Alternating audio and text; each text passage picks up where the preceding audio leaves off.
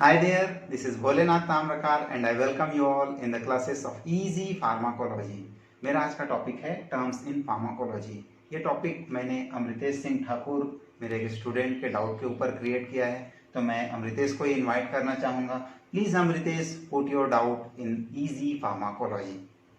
Good afternoon sir, I am Amritesh Singh from B pharmacy 6 semester. Sir, जब 4th same में मैंने pharmacology पढ़ना start किया था तो मुझे कुछ डाउट आए थे जो अभी तक क्लियर नहीं हो पाए हैं। बहुत सारे बुक्स में ये लिखा गया है कि फार्माकोलॉजी एक ग्रीक वर्ड से लिया गया है, फार्माकोन एंड लॉजी। फार्माकोन मतलब होता है ड्रग्स एंड लॉजी मतलब होता है टू स्टडी, मतलब स्टडी ऑफ ड्रग या साइंस ऑफ ड्रग। तो सर मेरा डाउट ये है कि फार्मेसी भी तो स्टडी ऑफ ड्रग हुआ या साइंस ऑफ ड्रग हुआ, तो pharmacy word and pharmacology word में डिफरेंस क्या है?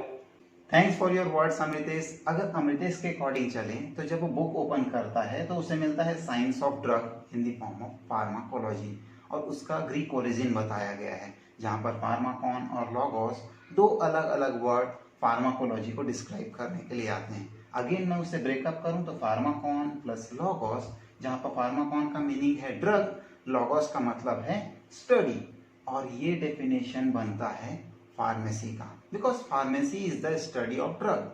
अमृतेश का क्वेश्चन बहुत सही है कि फार्माकोलॉजी है क्या। फार्माकोलॉजी जब आप दवाई को खा लेते हैं, एक बार अगर आपने मेडिसिन ले लिया, उसके बाद जो भी स्टडी स्टार्ट होगी वो कहलाएगी फार्माकोलॉजी। आपने ड्रग को चाहे ओरल लिया है, स्किन पे लगाया है, या उसे आई में इंस्टिल कर रहे हैं, स्किन पे स्प्रे कर रहे हैं, इनहेल कर रहे हैं या इंजेक्ट कर रहे हैं, किसी भी तरीके से आपकी मुलाकात ड्रग के साथ होनी चाहिए। जब आप किसी फिजिशियन से मिलते हैं तो वो आपको आपकी बीमारी के बारे में पूछता है और प्रॉपर डायग्नोसिस के बाद ही आपको मेडिसिन देता है। इन सच केस ये कहलाता है थेरेपी, और ऐसी थेरेपी के कारण आपके चेहरे पर मुस्कान आती है, क्योंकि अब उस ड्रग ने आपके प्रॉब्लम को सॉल्व कर दिया। In such case it's called effect of the drug. लेकिन कभी कभी ये मुलाकात अच्छी नहीं होती और ये आपके बॉडी में कुछ प्रॉब्लम लेकर के आता है, तब इसे कहते हैं side effect of the drug, और टेक्निकल वर्ड में इसे डिफाइन किया जाता है adverse effect of the drug. कभी कभार ये मुलाकात डेंजरस भी होती है। In such case it is called toxic effect of the drug. लेकिन आपकी मुलाकात कभी भी ड्रग के साथ इस तरीके से नहीं हुई है, न तो ड्रग के हाथ पैर हैं, न ही वो हैंडशेक करता है। बाय रूल ड्रग एक तरीके का केमिकल है जो दूसरे बायोकेमिकल, जिसे आप ह्यूमन कहते हैं, बहुत अच्छे से आइडेंटिफाई कर सकता है। जब भी इस बायोकेमिकल सिस्टम में कोई अनबैलेंस आता है तब हम उसे डिसीज कहते हैं। फॉर एग्जाम्पल एसिडिटी, जहाँ पर हमारी बॉडी का HCl लेवल बढ़ जाएगा और pH डाउन हो जाएगा। अगर HCl लेवल बढ़ गया है तो आप उसके अगेंस्ट एक बेस यूज कर लीजिए, और ये बेस इस HCl को न्यूट्रलाइज कर देगा। जैसे ही न्यूट्रलाइज करेगा तब मैं इस बेस को एसिडिटी के अगेंस्ट एक ड्रग एज्यूम कर लूंगा, जिसका काम है HCl को न्यूट्रलाइज करना, और मुझे मिलता है इफेक्ट ऑफ द ड्रग। ये रिएक्शन हमेशा इतना इजी नहीं चलता हमारी बॉडी के लिए कि HCl बना और मैंने उसे बेस के थ्रू ड्रग के फॉर्मेट में न्यूट्रलाइज कर लिया और हील अप हो गया। हो सकता है मेरे से कैलकुलेशन में मिस्टेक हो, बेस का अमाउंट ज़्यादा हो जाए। इन सच केस न्यूट्रलाइज करने के बजाय ये वहाँ पर एल्केलाइज कर देगा, और इसे कहते हैं साइड इफेक्ट या adverse effect of the drug, क्योंकि यहाँ पर न्यूट्रलाइज होना था। इसी न्यूट्रलाइजेशन को एक और वे में चेक कर सकते हैं। आपको दर्द ज़्यादा हो रहा था और आपने बहुत सारा मेडिसिन ले लिया, तब क्या होगा? यहाँ पर न्यूट्रलाइज होगा, बेस का अमाउंट तो बहुत ज़्यादा बढ़ गया है, एल्केलाइज भी नहीं होगा। अब आता है पूरी बॉडी में एल्केलोसिस, और ये एग्जाम्पल है toxic effect of the drug का।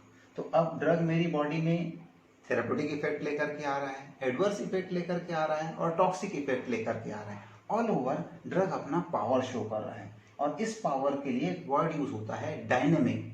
ड्रग के लिए वर्ड यूज हो रहा था फार्माकॉन।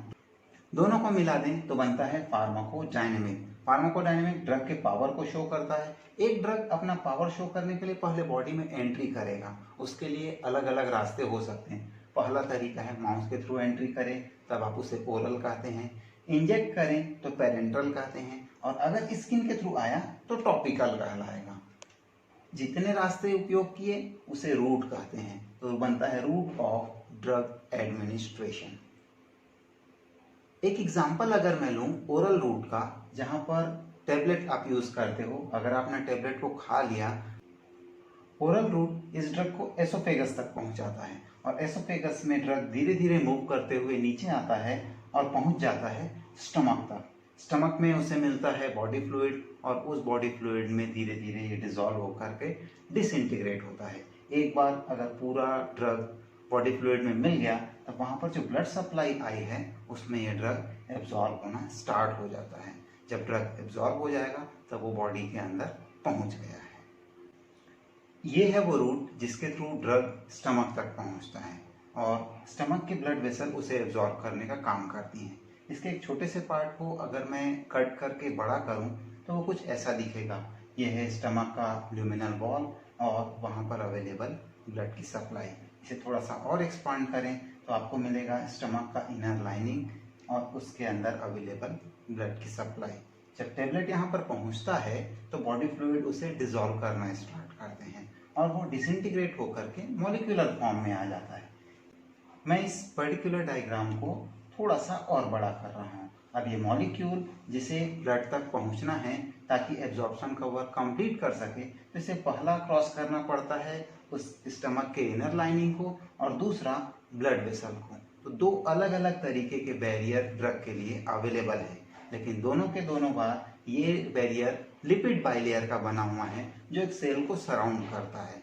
इस लिपिड बाइलेयर को क्रॉस करने के लिए एक मॉलिक्यूल के पास लिपिड सॉल्युबिलिटी होनी मैंडेटरी है। इन सच केस ड्रग बहुत इजीली इस लिपिड बाइलेयर को क्रॉस करके ब्लड तक पहुंच जाएगा। इस प्रोसेस को कहते हैं एब्जॉर्प्शन ऑफ द ड्रग। एक बार अगर ड्रग एब्जॉर्ब होकर के ब्लड फ्लो तक आ गया तो ये ब्लड फ्लो पूरी बॉडी में है, जिसे आप सर्कुलेटरी सिस्टम कहते हैं। उसके साथ ड्रग धीरे धीरे पूरी बॉडी में सर्कुलेट होता है या डिस्ट्रीब्यूट होता है, तब कहलाता है distribution of the drug. While distribution drug liver तक भी पहुंचता है और इस लीवर का काम है एंजाइम सेक्रेट करना। ये एंजाइम केमिकल रिएक्शन के रेट को बढ़ा देते हैं। इस केमिकल रिएक्शन को बायोलॉजी में होने के कारण बायोलॉजिकल रिएक्शन भी कहते हैं।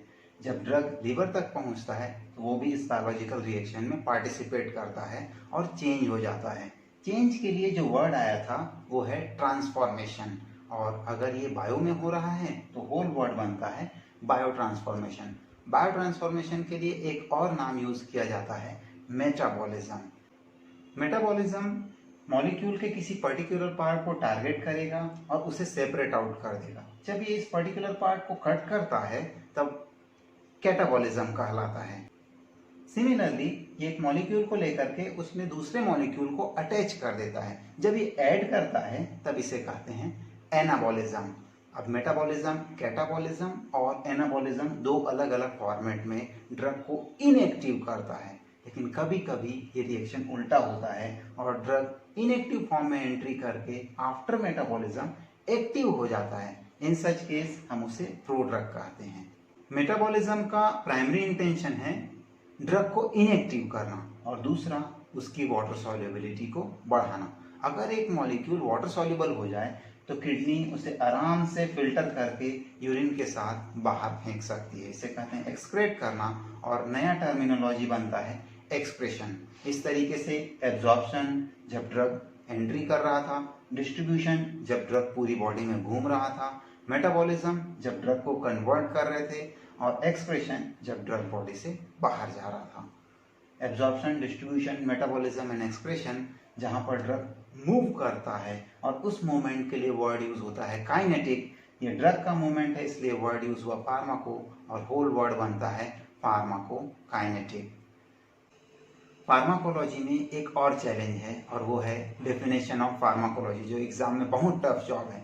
तो आज की वीडियो में जो वर्ड कवर हुए आप उसे एक एक करके लिखते जाइए। Like pharmacology is study of therapeutic effect, adverse effect, toxic effect, absorption, distribution, metabolism and excretion of the drug. Pharmacology का एक डेफिनेशन अपने आप तैयार हो जाएगा। इसके अलावा मेरे साथ आज आपने अराउंड 25 वर्ड्स कवर किए। मैं अपना स्पेशल थैंक्स देना चाहूँगा Rajagopal sir and Umashankar sir को, जिनकी मदद से ये वीडियो तैयार हो सका। Thank you sir, and I am also thankful to KK Pharma who sponsor this video. और अगर आप भी इजी फार्माकोलॉजी का हिस्सा बनना चाहते हैं तो प्लीज़ आप भी अपना वीडियो बनाइए और भेजिए। Thank you for watching us. Please like share and subscribe it for more videos. Thank you.